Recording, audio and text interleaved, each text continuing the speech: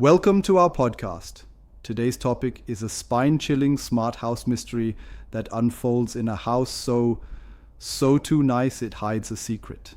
Yeah, a house that's beautiful on the outside, yet its dark secrets are truly disturbing. Right? So, we have Maxim's house, which at first glance is, a perfect modern paradise with a lush backyard, a sleek kitchen, and even a little pond, almost like a magazine spread. But beneath that, lying in wait, Exactly. is the infamous security system called Clap Clap. Clap Clap? That's such a quirky name, isn't it? I mean, it sounds like something you'd see in a cartoon, right? Yeah. The gimmick is you clap once and the lights come on, clap again and they go off. It's like a novelty feature. But here's the kicker. This system felt alive. Its behavior was anything but ordinary. Yep, I know what you mean. So what threw everyone off? Was it just the uncanny nature of the system? Not just that. It began with subtle red flags. A book left on the counter titled How to Be a Mysterious Killer. Now, when you think about it, that's a pretty sinister message to have lying around. Absolutely. A book like that, especially in a modern house, almost screams mischief or, dare I say, a hidden threat, right? Exactly. And then, oh man, it escalated quickly. Bones scattered in the trash, rotten meat in the fridge, and even a pizza so charred it looked like Yeah, that's wild. it had been cooked in hell. The idea of these horrifying clues in such a pristine environment is just, it's like a stark contrast, isn't it? Indeed, contrast is the key. And then there's a note from Maxim that says, "Thanks for house sitting. Help yourself to the food." But here's the disturbing twist.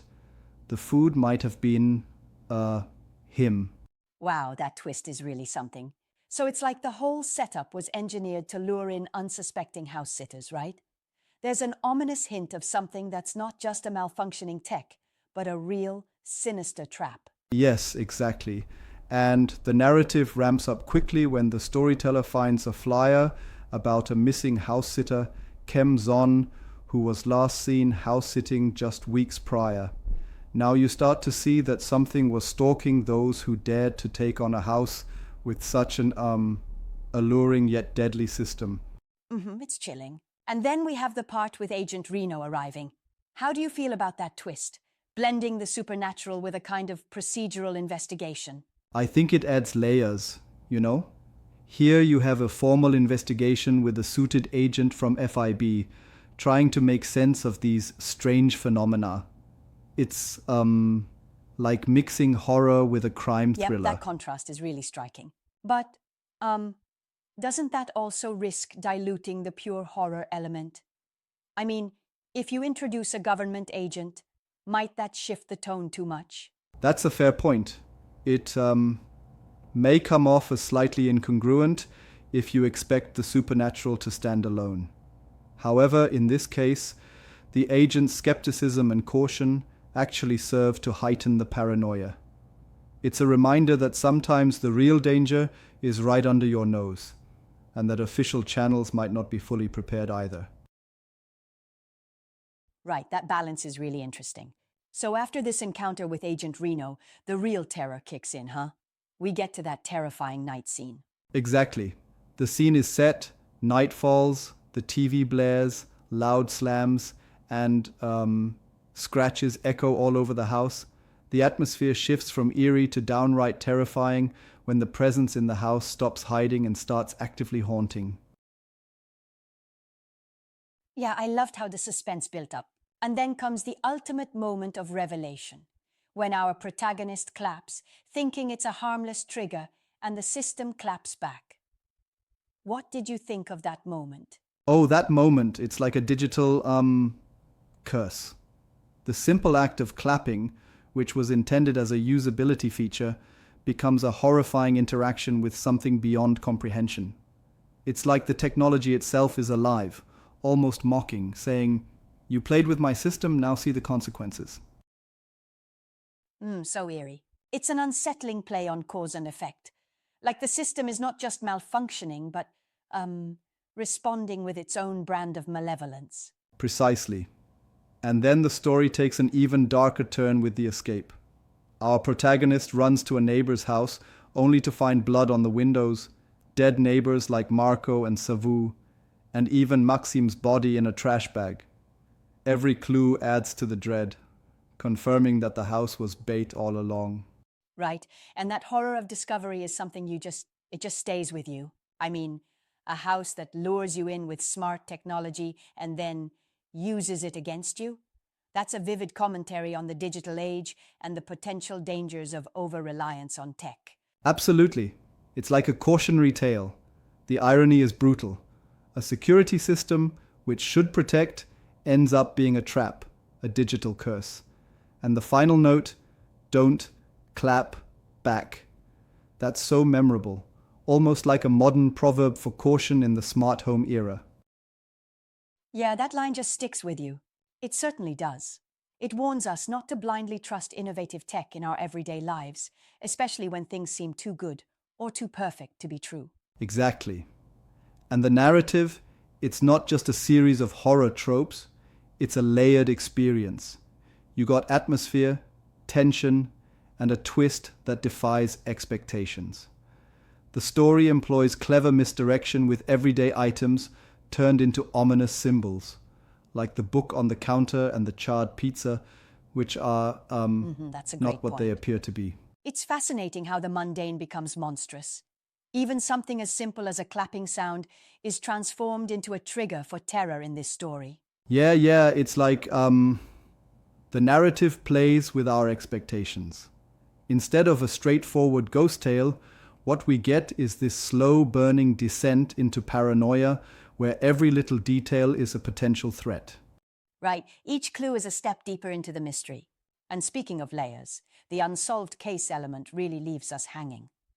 The creature is never caught, and the marks on the wall, clawed marks as though something was trying to, tear through reality. That ambiguity, that mystery, truly amps up the fear. Indeed, and it leaves you wondering, was the house, with its intelligent yet sinister clap-clap system, all a deliberate setup by some unknown force? Or was it an unintentional consequence of tampering with technology beyond our control? That's the kind of question that stays with you. You know, this story makes me think about the dangers of putting too much faith in automation, in smart systems that we debut as conveniences, but might have darker underpinnings. Right. It's like, when you upgrade to the latest version, but nobody told you about the hidden bugs that could turn on you. It's a modern twist on the age-old theme of man versus machine, or even man versus the unforeseen consequences of his own creations. Exactly. While many might argue that this is just a work of fiction meant to entertain, there's an undercurrent that challenges us to question our trust in the systems we live with. For sure. And not only is it a cautionary tale about technology, but it also plays on our primal fears of the unknown, of things lurking where we least expect them, and of our vulnerability when we let our guard down in supposedly safe spaces. Absolutely.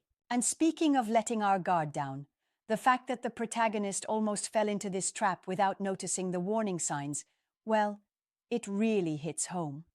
It's a reminder to keep our eyes open, even when everything seems perfectly normal on the surface. Right? And I think that intentional slow burn, the build-up, the red herrings like the iconic book, the rotten clues, and then the ultimate reveal, creates a narrative that stays with you.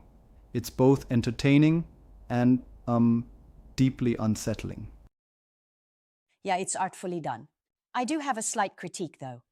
Don't you think that some elements, like the over-the-top gore with the charred pizza and stuffed trash bag, almost feel like they tip into camp territory rather than pure horror? I can see that, and it's a fair challenge. But I believe those very elements, while they might seem outlandish at times, actually serve to amplify the surreal, nightmarish quality of the narrative. They invite us to question what is real and what is exaggerated. A blend that's tricky but effective. That's true. In the end, this story is a wild ride blending smart home tech with the supernatural. A reminder, really, that sometimes the future holds unexpected dangers when our trust in technology goes unchecked. Absolutely. And the final message is clear. If you ever come across a house listing featuring a clap-clap system, just don't apply, don't stay, and definitely don't clap back. It's a memorable, haunting warning that stays with you long after the lights go off. Right on. Well, that wraps up our deep dive into this clever, nerve-wracking tale. Thanks for joining in on unpacking every eerie detail. Yeah, thanks for listening. Stay safe out there, and remember, sometimes the smartest tech might hide the darkest secrets.